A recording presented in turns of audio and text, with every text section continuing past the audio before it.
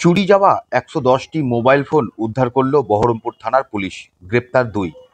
বুধবার দুপুরে গোপন সূত্রে খবরের ভিত্তিতে বহরমপুর থানার পুলিশ শিয়ালমারা এলাকায় কান্দির দিক থেকে আসা বহরমপুরগামী একটি সরকারি বাসে অভিযান চালিয়ে ২ যুবকের কাছ থেকে ১১০টি চুরি যাওয়া মোবাইল উদ্ধার করে।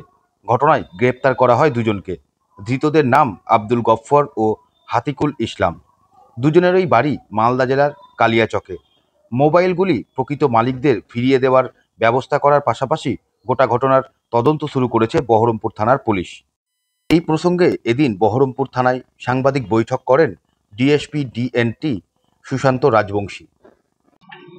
আজ দুপুর 12টা নাগাদ আমাদের বহরমপুর থানার একটি পুলিশ টিম একটি বিশেষ ও গোপন সূত্রে খবর পেয়ে শিয়ালমারাতে একটি অভিযান চালায়। কান্দির দিক থেকে একটি সরকারি বাস আসছিল। আমাদের কাছে পূর্ব সূত্রে খবর ছিল যে দুজন ব্যক্তি চোরাই মোবাইল নিয়ে তারা আসছে এবং পুলিশ তাদেরকে ইন্টারসেপ্ট করে এবং তাদের কাছ থেকে ১১০টি মোবাইল ফোন পায়, যেগুলোর মালিকানা ওরা দেখাতে পারেনি এবং এই মোবাইলগুলো চুরির মোবাইলগুলো ওরা স্বীকার করেছে।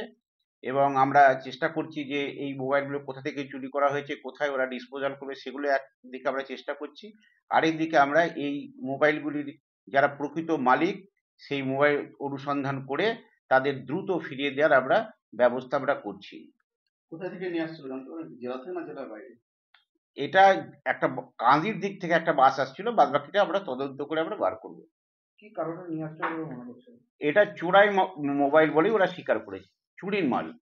কতগুলো আছে না? ১১০টি মোবাইল ফোন আছে, বিভিন্ন কোম্পানি।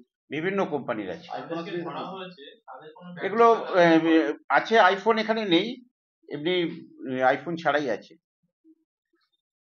যাদেরকে ধরা হয়েছে তাদের ব্যাকগ্রাউন্ডটা তারা কি করে, কি বিষয়ে? এগুলো আমরা ইনভেস্টিগেশন করে দেখব। ওরা সেগুলো আমরা মেসেজ পাঠাচ্ছি বা আরো দেখছি ইনভেস্টিগেশন করে। একটু আগেই ধরা হয়েছে।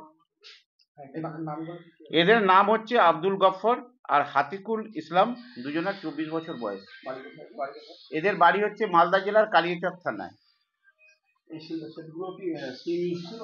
সিম ভরা ছিল ভেতরে না এমনি? না না, সিম থাকেনি, এগুলো সিম খোলা আছে। কোথায় যাচ্ছে? এগুলো এখনই আমরা একটু তদন্ত করে বলতে পারবো। নাকি ক্যারিয়ার? ওটা আমরা তদন্ত করে বলতে পারবো। এরা চোরাই মাল বহন করছিল, সেইটুকু আপাতত জানা গেছে। ঠিক আছে।